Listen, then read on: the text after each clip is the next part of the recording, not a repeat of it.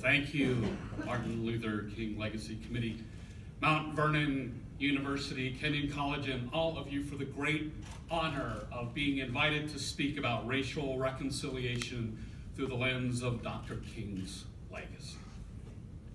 Reverend Dr. King's lenses on matters related to race, simply put, were truth and love. He held up the truth lens to show us the problem and hold us accountable, and he held up the love lens to give us hope and show us the way out. Unfiltered. Those lenses and the legacy of Dr. King's use of them point to one answer for racial reconciliation. All of us walking together toward equality for all. Reverend Dr. King held out the truth and love lenses and asked this question 51 years ago. Why is equality so assiduously avoided? Why does white America delude itself, and how does it rationalize the evil it retains? And the answer that great pastor gave still applies today. He said, the majority of white Americans consider themselves sincerely committed to justice for the Negro. They believe that American society is essentially hospitable to fair play and to steady growth toward a middle-class utopia embodying racial harmony. But unfortunately, this is a fantasy of self-deception and comfortable vanity. One of the greatest accomplishments of Dr. King's legacy is a vast majority of Americans now claim racism is terrible and that equality is good. And that was not true before his work began. And most Americans today will also claim they want justice for African Americans. But the fantasy of self-deception continues. And one form I'm addressing this morning is how we deceive ourselves by putting filters on the truth and love lenses, allowing for soft and diffused and false perceptions. Many white conversations on racism don't address the complicity and the complacency and the hard-heartedness and the pure evil of racism head on. We filter the lenses of truth and love with terms that we choose to hear as splitting racism up and giving the parts gentle names. We call those with exclusive access to God-given rights privilege. We call the privilege petulant resistance and reluctance to others having that access fragility. We try to depersonalize the privileged involvement in racism by hearing the labeling of racism as systemic, as allowing us to distance or dismiss ourselves from involvement and taking action against an entire system. Racism is certainly a vicious, widespread virus in our cultural system, and we must not make the mistake of thinking we only have to act nice as individuals and racism will die. But we also have to not make the mistake of thinking systemic racism means racism is beyond our responsibility and is too big to face or too big to stop. Racism is white, created, controlled, and a continuing evil hurting all of us, but deeply, terribly, especially hurting non-whites.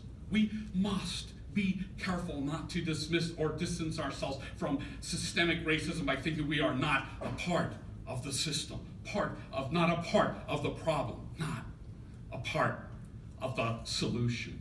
Many white discussions about racism use academic terminology inappropriately as filters to the point we don't clearly focus on racism's wickedness, so that white people discussing it are haunted by their complicity and complacency with the evil that it is.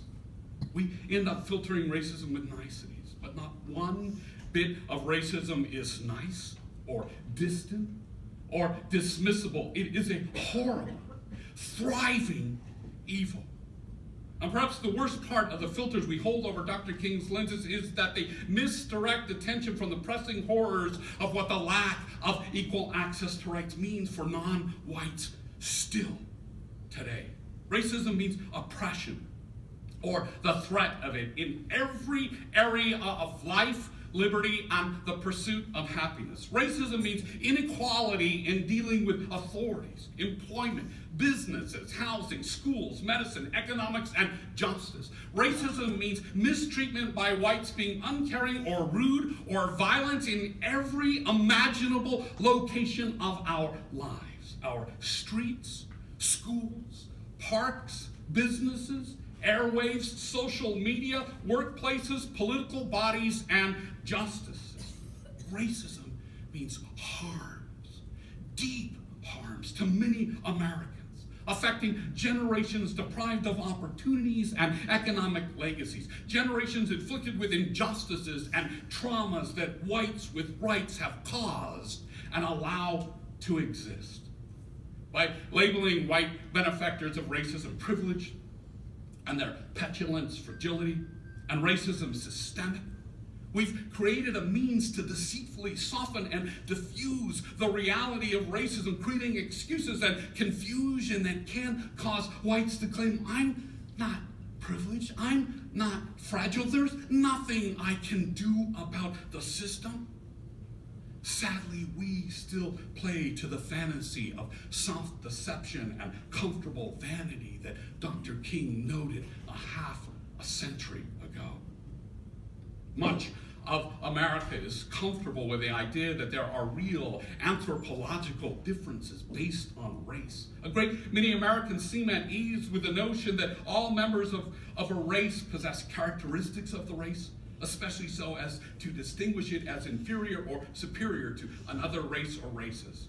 That is literally the Oxford definition of racism, Oxford Dictionary. That notion, racial superiority, racism is utter nonsense. It's not science, it's not logical, it's not reasonable. What it is an awful, false, hateful cultural construct causing different access to fundamental rights based on skin color. Skin colors, for heaven's sakes. Think about how ridiculous that is. It makes no more sense than my curly hair giving me access to rights and denying them to all of you straight-haired people.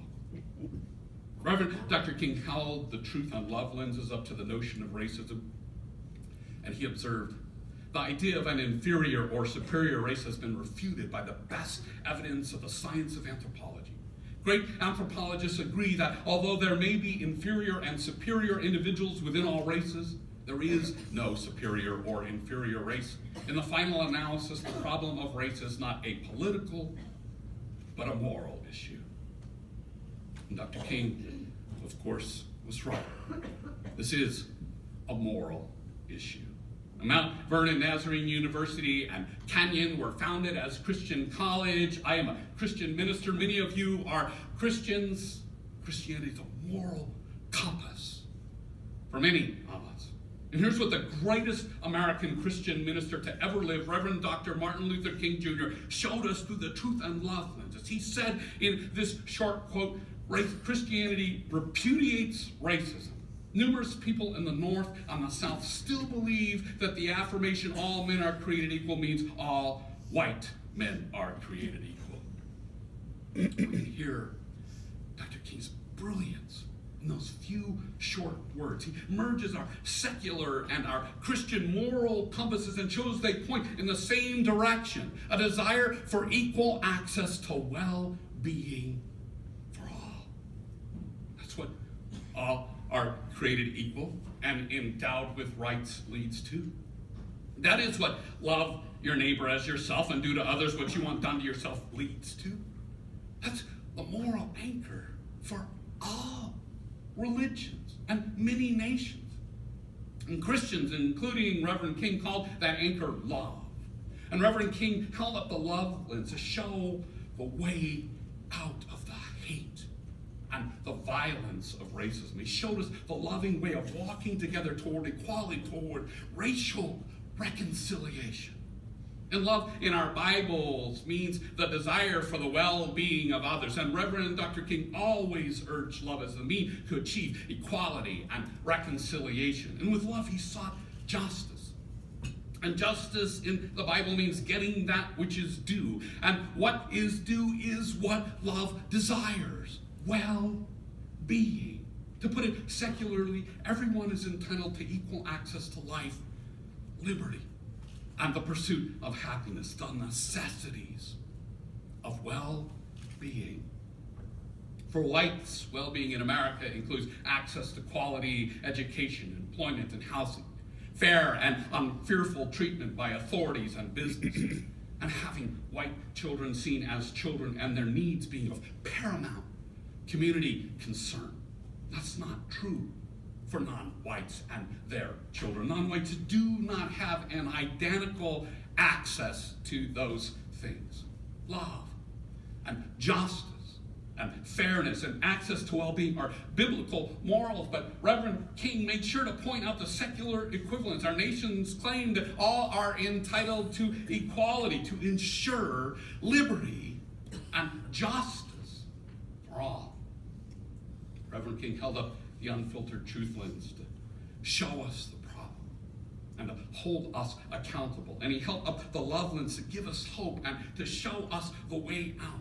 And those lenses show us racism begins with a lie that white is a higher ranking skin color, a lie which leads to exclusive full access to rights. And consequently, being white has no detrimental effect on a white citizen's civil rights. That only white citizens have full access to the rights that our nation promises to fully deliver to all of its citizens. That is racism.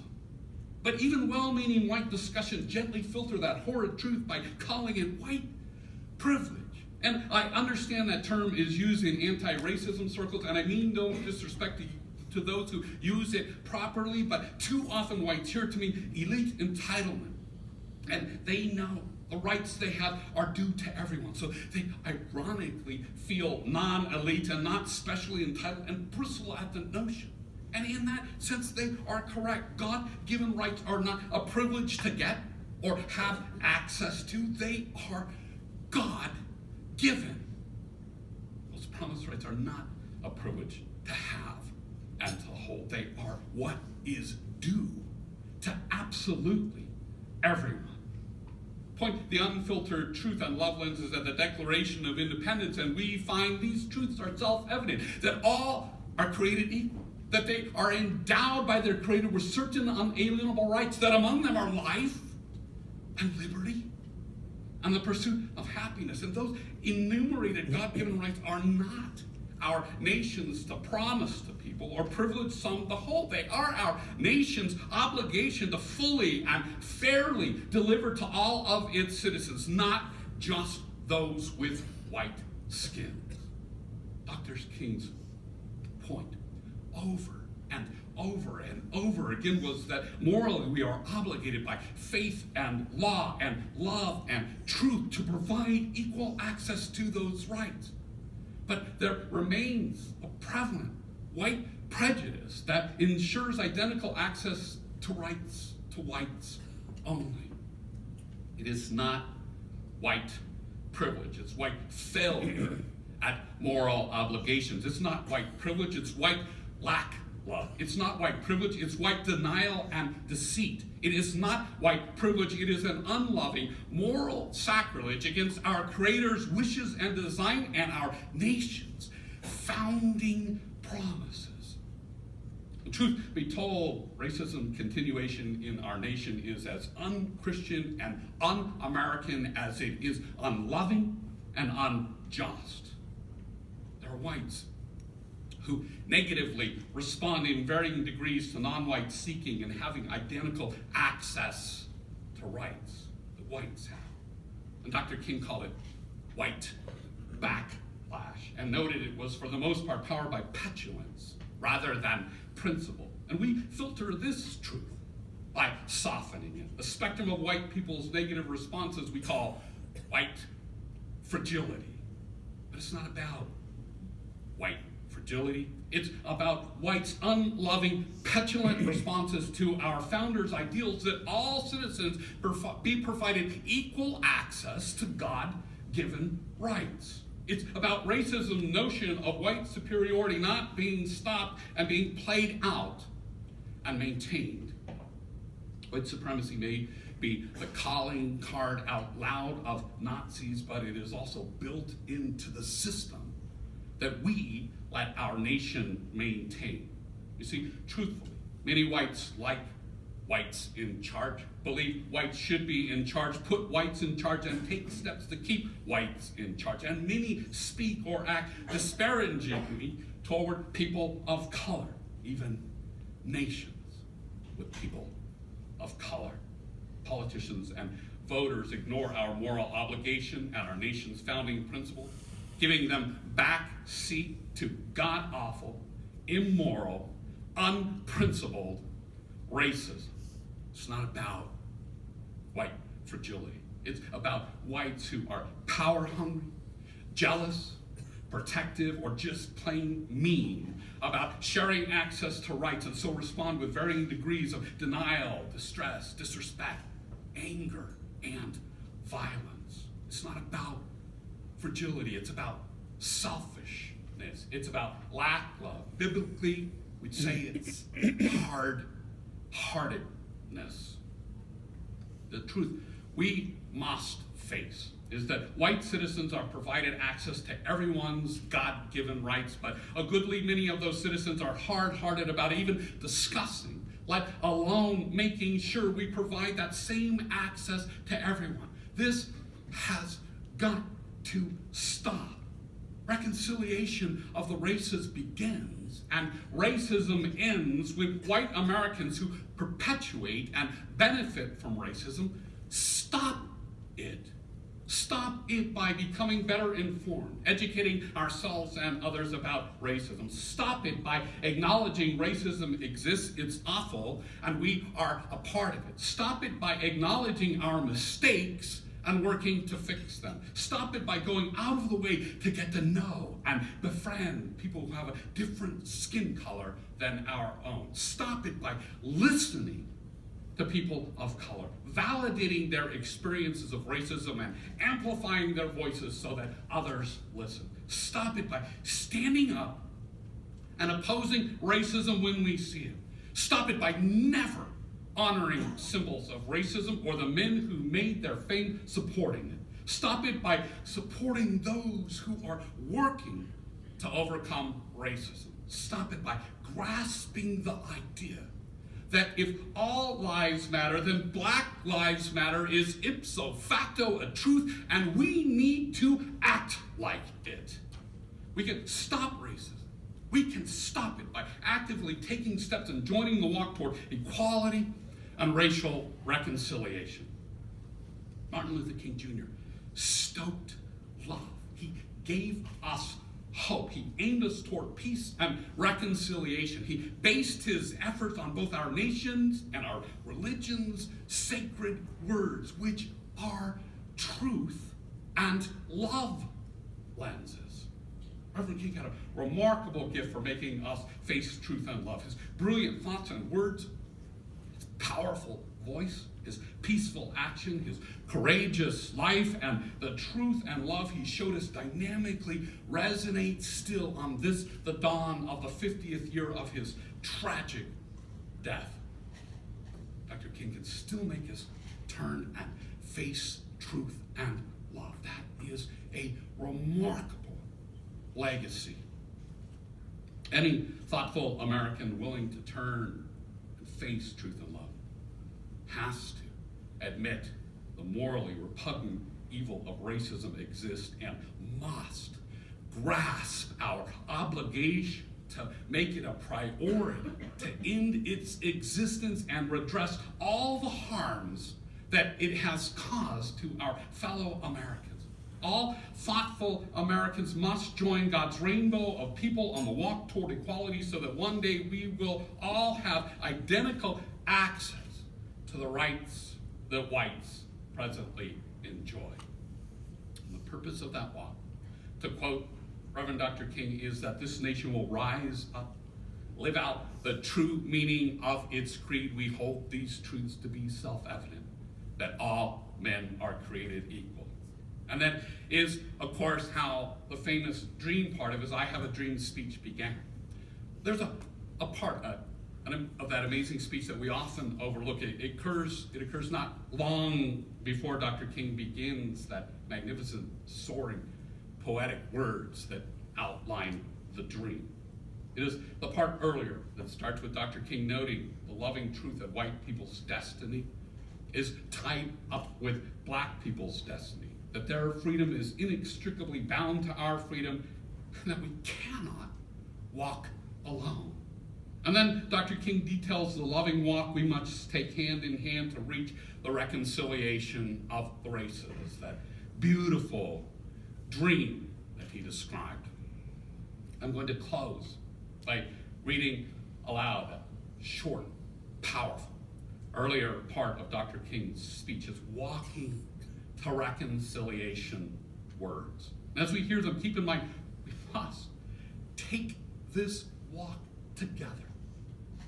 Reverend Dr. Martin Luther King Jr. said, as we walk, we must make the pledge that we shall always march ahead. We cannot turn back. There are those who are asking the devotees of civil rights, when will you be satisfied? We can never be satisfied as long as the Negro is the victim of the unspeakable horrors of police brutality.